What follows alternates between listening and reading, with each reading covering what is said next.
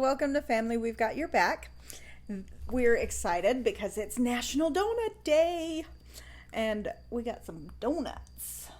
Yeah, they were only a quarter. Woohoo! We love donuts. So anyway, we're kind of hopped up on sugar after this long, hard day for us. Trent had a concert today, and he was in a tuxedo eating an ice cream cone afterward, and it was just, and a donut, and I mean, ice cream and a donut.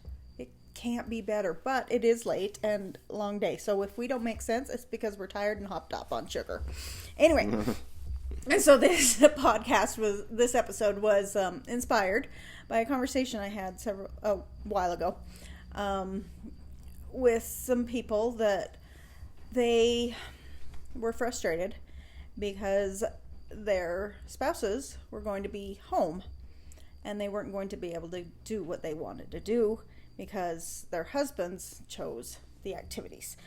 And so they were not accomplishing their chore list or their to-do list for themselves. Yeah, what they wanted to get accomplished was superseded. Is that the right word? Yes.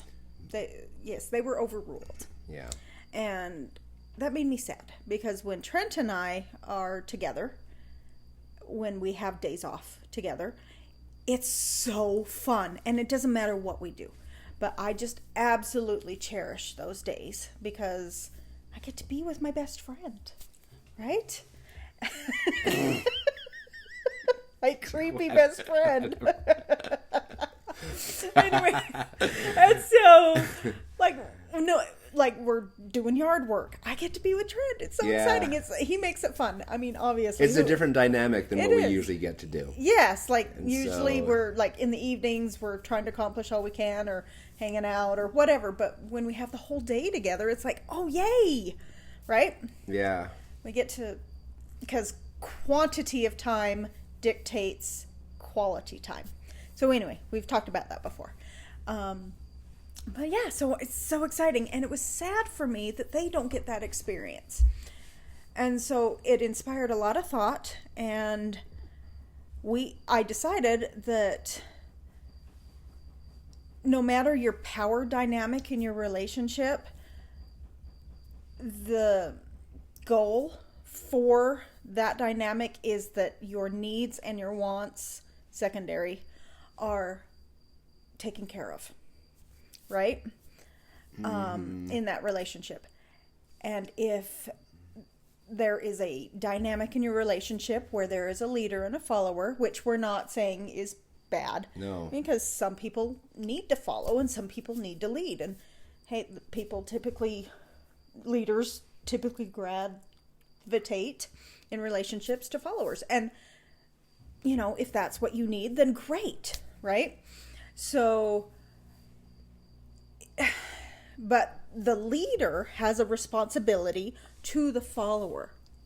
And so we thought we'd talk a little bit about that kind of care that is required in a relationship so that there isn't frustration when you get to be together. Yay! Right? Yeah. So the word is preside. And it's kind of like a blanket definition. But to us, there's layers to that definition that aren't included in any dictionary, but that we have learned are required for a good leader, right? So one of the dictionary definitions of preside is to exercise guidance, direction, or control to occupy the place of authority, or to be in a position of authority in a meeting or other gathering or a family or whatever. So it's the presider is the person who is basically the president, the in charge. Yeah, the person who's calling the shots. Yeah, the elected official, because without the followers' support, the presider is a dictator.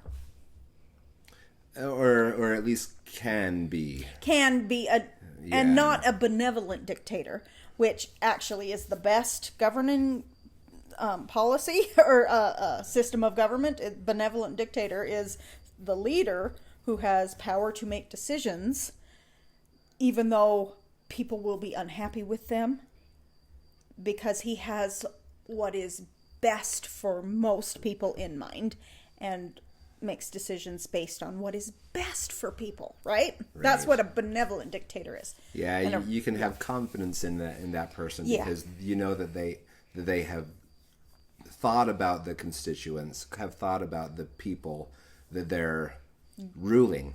Or governing. Governing. That's a better word. For example, parents are benevolent dictators because the kids don't get a vote. Like, the parents are in charge, period, right? You can't be voted out of office when you're a parent, right? Yeah. Anyway. We know there's some weird dynamics out there in different families. Right. But it's, for example, like, eat your vegetables instead of donuts and ice cream all the time. That's a little bit too close to home. Oh, wait, yeah. But yeah, so the benevolent dictator says, vegetables are best for you. Eat them, even though you don't like them. And so you're unhappy. It's good for you. And you would be voted out of office if it were a president, but you're not. You're the dictator, and you love your child, so you want them to eat their vegetables, right? So that they will go healthy and strong and get the nutrients they need so their brains will work, right? You want them to go to bed, so you tell them to go to bed. And they don't like that. They don't like it. Again, voted out of office. Yep. Right? So, yeah, benevolent dictatorship is a best system of government. But in a romantic relationship or a parenting partnership, benevolent dictatorship doesn't really apply unless it works for you, right? If you're okay with having the other person always get their way because you know that you can trust them in that, then fine. If that works for you, that works for you. Sorry. No, that's true. And so, but if it doesn't, then the benevolent dictator should recognize that. Well, and want to reach out and be supportive in that person's role. If they need some help, then you give them the help they need. Right. But essentially the role of the leader, if there is one in your relationship, which in some situations it's me and in some situations it's Trent. For example, grooming. I'm the presider in that situation, and Truth. Trent sometimes is a follower of my leadership, and sometimes is not. Right? Like for the boys, like you change your underwear every day, right? That's I'm the leader in the grooming in the hygiene department. Thanks for pointing out one of my weaknesses. I'm not saying you wear dirty underwear. I said the boys. I don't know if you. I don't pay attention to your underwear changing. Anyway, off track. Okay.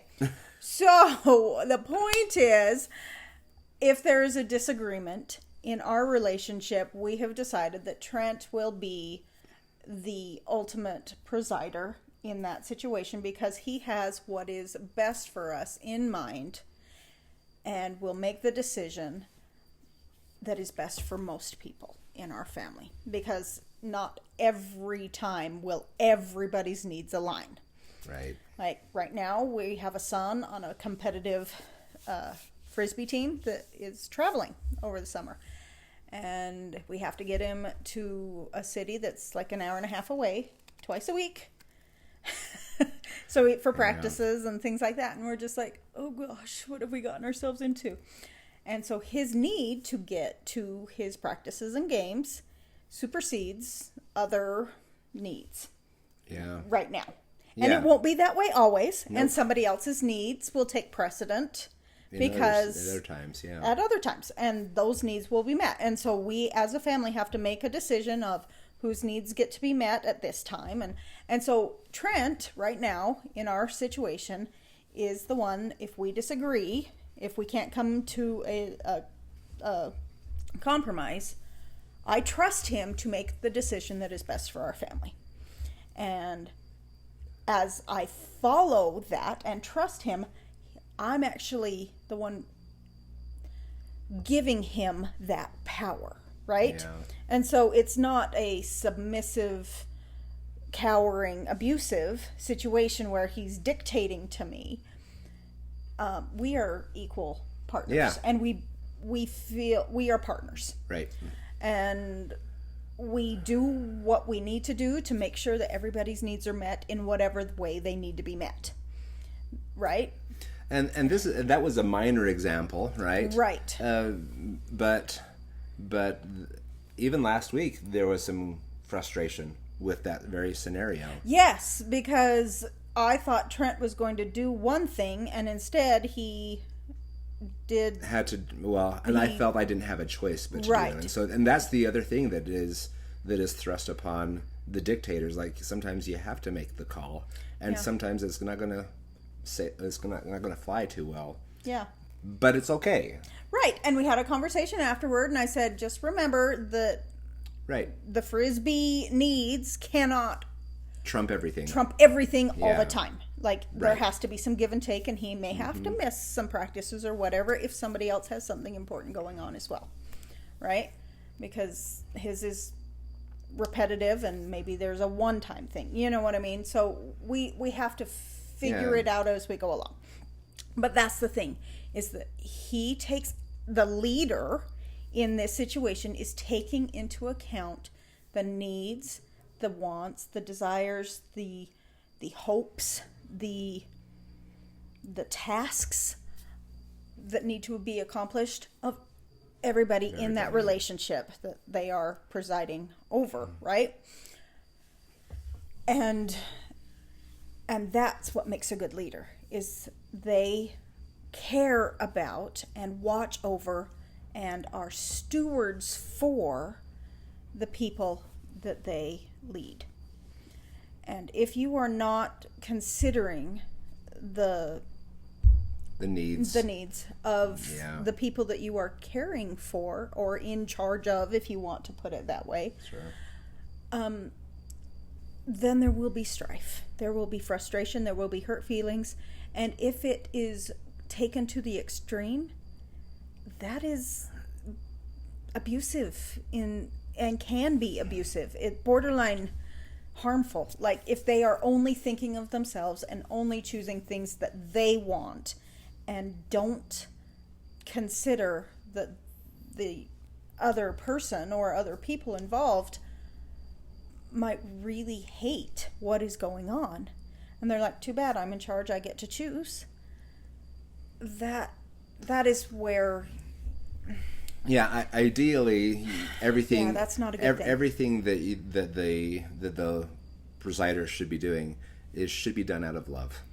That's the key for all of basically everything we talk about, is like, if you're not considering, if you're not thinking about the people who you're serving or presiding over, that should be the same thing. If you're presiding over someone, then you're serving those people. You're making the hard calls, but the hard calls are for everybody's benefit as much as it can be. Right. And oftentimes the leader is sacrificing their wants and their needs to care for those in their charge. For example, a mother would rather sleep, or a father would rather sleep, but they get up in the middle of the night to care for their crying child, right? Yeah. So the caregiver is essentially what an in-charge person is.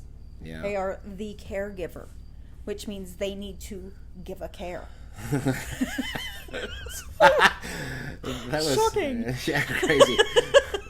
Shocking. But yes, so we're saying that the qualities of a good leader involve sacrifice, a conversation about other people's needs, and basically just, I love you and I want you to be taken care of in the best way possible, and I'm going to do everything in my power to make that happen.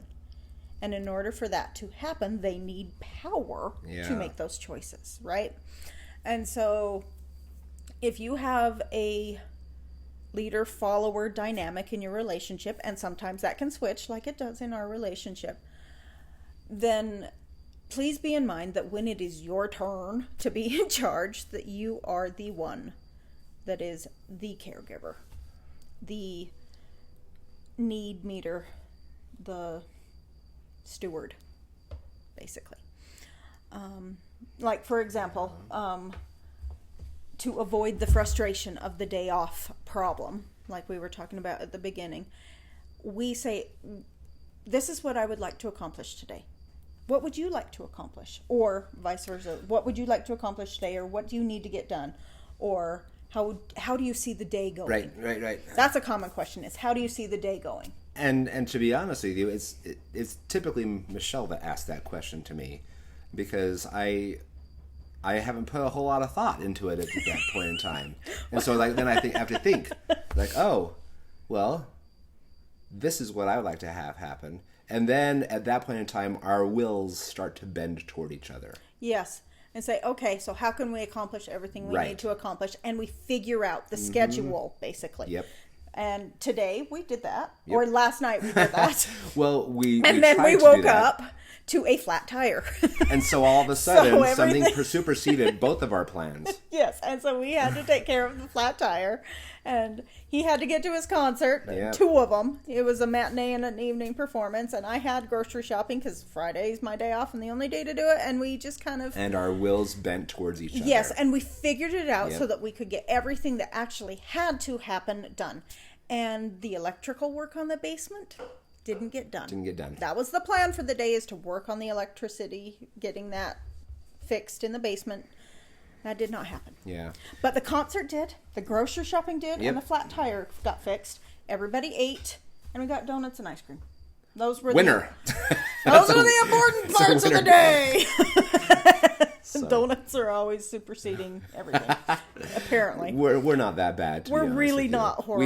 We get donuts like once in a blue moon. Yeah, once a year on donut day. So that's why we're kind of excited, is because we got donuts once a year. We get donuts anyway. So everything in moderation. Enough about donuts. Yeah, truth. Be a good leader. Anyway. But yeah, there's nothing more, right? Right. No. So just be aware. Be aware of how your interaction, how you're presiding. Make sure that you're taking time to consider the people that you are leading, and maybe not bending towards the followers' wills, but you should be bending with your partner. Yes. You are partners. You are not lord and master over the serf. Right. Anyway, so the activity this week is have a conversation about your power dynamic, whatever that may be, and help it work better for you. We've had a struggle, and we figured it out finally, I think. You know, every couple time struggles, tells, right? And, right? It's like it can always go south. But we've discovered a dynamic that works for us, and we're asking you to figure out a dynamic that works for you in whatever situation you're in, whether it's roommates, or parents, or partners, or whatever relationship that you would like to work on your power dynamic with. Figure it out, and make steps toward figuring it out this week. Yeah. Anyway, thanks. Bye-bye. Bye.